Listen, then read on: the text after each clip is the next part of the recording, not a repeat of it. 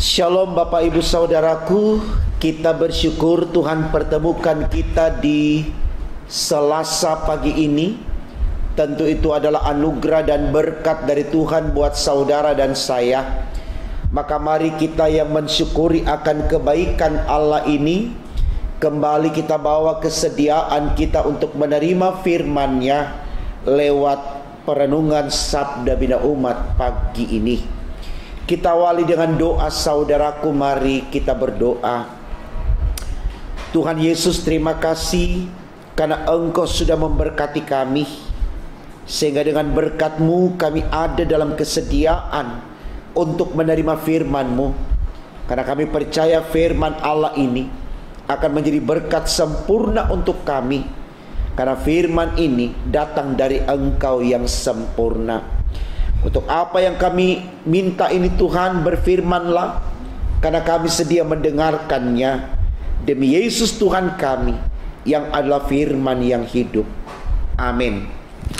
Saudaraku, bacaan Alkitab kita di Selasa pagi ini terambil dari kitab Ibrani pasal 3 ayat 7 hingga 11. Demikian firman Tuhan. Sebab itu, seperti yang dikatakan Roh Kudus, pada hari ini jika kamu mendengar suaranya, janganlah keraskan hatimu seperti dalam kegeraman pada waktu pencobaan di padang gurun, di mana nenek moyangmu mencobai aku dengan jalan menguji aku. Sekalipun mereka melihat perbuatan-perbuatanku 40 tahun lamanya. Itulah sebabnya aku murka kepada angkatan itu dan berkata, selalu mereka sesat hati dan mereka tidak mengenal jalanku, sehingga aku bersumpah dalam murkaku, mereka takkan masuk ke tempat perhentianku. Saudaraku, tema renungan kita di Selasa pagi ini dituliskan demikian dalam Sabda Bina Umat: mengenal jalan Allah. Mengenal jalan Allah. Saudaraku, kalau kita melihat tema khotbah kita ini, ya, maka tentu yang dimaksudkan dari tema ini mengenal jalan Allah, bahwa jalan yang ditunjukkan oleh Allah itu wajib kita tahu, wajib kita mengerti, ya. Mengenal jalan Allah berarti ada sesuatu di jalan Allah itu yang harus kita tahu. Makanya kita harus kenal, kita harus cari tahu. Nah, kalau kita berbicara tentang keimanan kita kepada Kristus, maka kita akan katakan bahwa jalan Allah membawa kita kepada sorga. Jadi betul apa ditulis tema khotbah kita, kita harus mengenal jalan Allah supaya kita bisa sampai ke sorga. Saya pikir ini baik saudaraku untuk kita renungkan, karena terlalu banyak orang tidak mau mengikuti jalan Tuhan. Dia lebih mengikuti jalan yang dia rancang sendiri atas kekuatan intelektualnya, atas kekuatan dan kekuasaannya.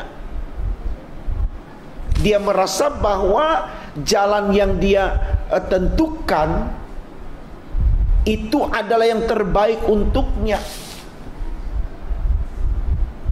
Ya, saya pikir itu sah-sah saja saudaraku. Tapi mari kita lihat realitas hidup nyata kita, ya. Sejauh kaki melangkah menyusuri kehidupan yang ingin kita tuju, di sana Tuhan yang menentukan semuanya. Tidak ada satu orang pun yang bisa menambah tapak langkahnya dalam hitungan detik sekalipun. Kalau Allah bilang langkahmu berhenti sampai di sini, maka sampai di sini terhenti langkah itu. Tapi sejauh kaki melangkah berdasarkan jalan Tuhan, Kalaupun dia harus terhenti di sini, itu adalah kemenangan, itu adalah kebahagiaan, itu adalah sorga bagi kita. Ya. Sekali lagi saudaraku, ini baik sekali untuk kita renungkan, supaya kita betul-betul seperti sorotan tema khotbah kita mau cari, ya, kita mau mengenal apa itu jalan Tuhan. Saya mau bagi pengalaman seorang hamba Tuhan, yaitu Raja Daud, saudaraku.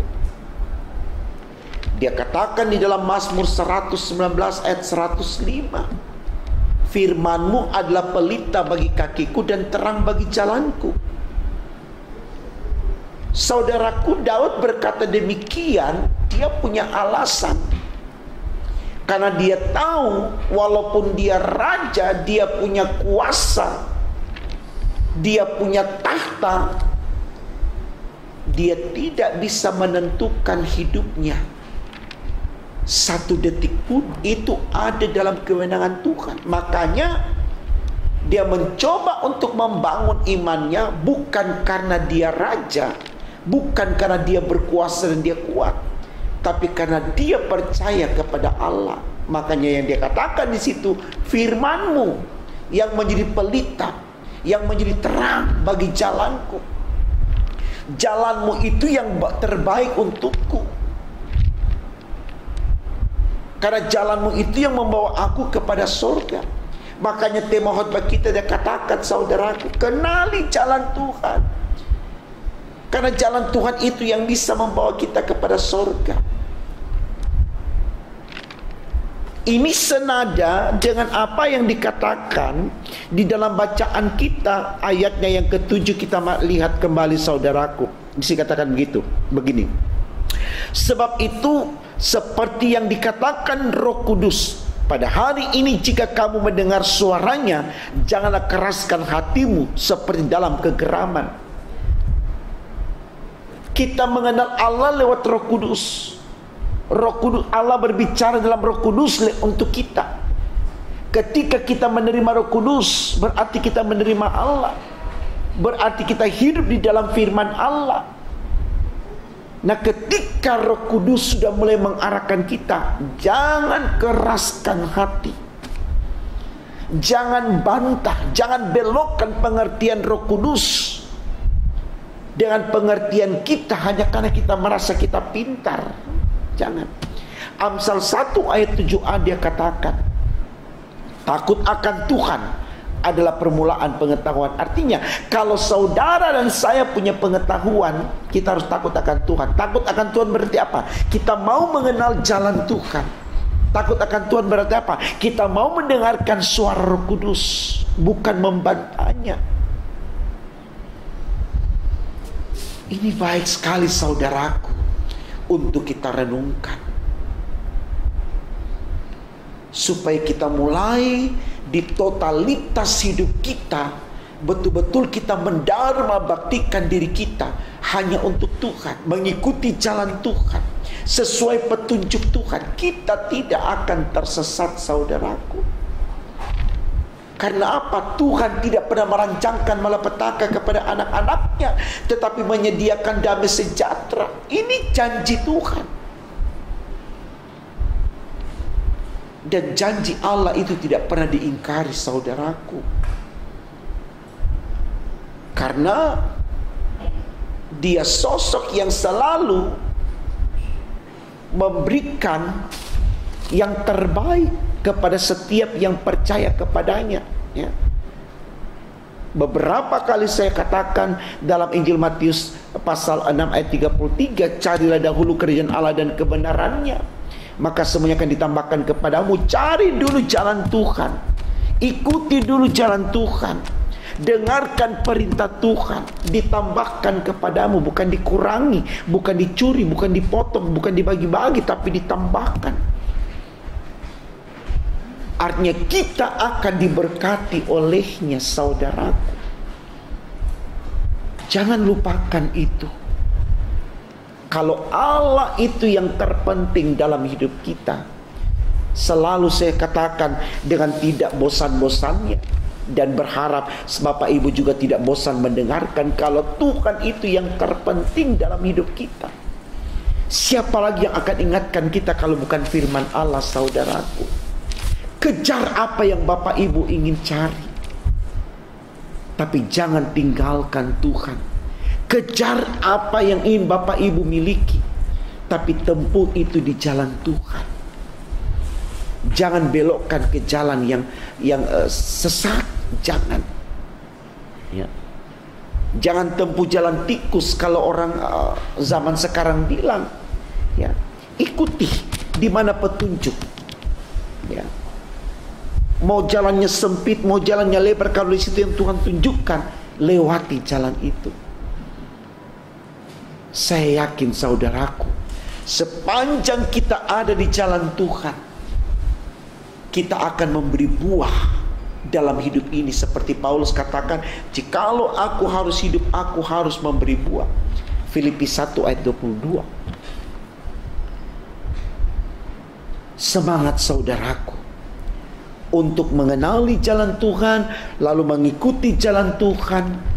Saya percaya Bapak Ibu akan sampai di tujuan, yaitu surga yang kekal. Ada lagunya saudaraku, dikidungkan seperti ini. Ku tahu Tuhan pasti buka jalan. Ku tahu Tuhan pasti buka jalan. Asal ku hidup suci, tidak turut dunia. Ku tahu Tuhan pasti buka jalan. Jelas saudaraku, kalau kita ikut jalan Tuhan, tidak mengikuti jalan dunia, percaya kita akan sampai pada tujuan kita, yaitu surga. Maka sekali lagi, lewat sorotan tema kita, mari kita kenali jalan Tuhan.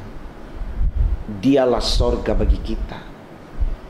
Dan mari kita lihat firman Allah yang mengatakan, jangan keraskan hatimu untuk menolak firman Allah, karena itulah jalan bagi kita menuju surga. Selamat berkarya hari ini saudaraku, dengan tetap berada di jalan Tuhan.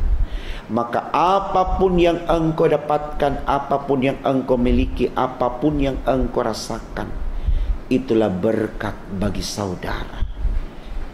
Tuhan memberkati firman-Nya. Amin. Mari kita berdoa. Terima kasih Tuhan Yesus, kami sudah menerima firman-Mu, memberikan petunjuk kepada kami bagaimana kami mencari jalan Tuhan.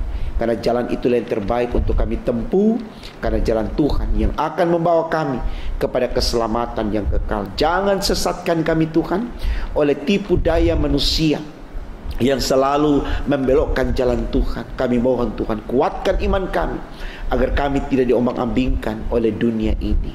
Terima kasih Tuhan untuk semua kebaikan-Mu. Kami siap melangkah hari ini dalam karya bakti kami, demi untuk kemuliaan nama Tuhan. Di dalam nama Tuhan Yesus kami sudah berdoa kepada Bapa di sorga. Amin.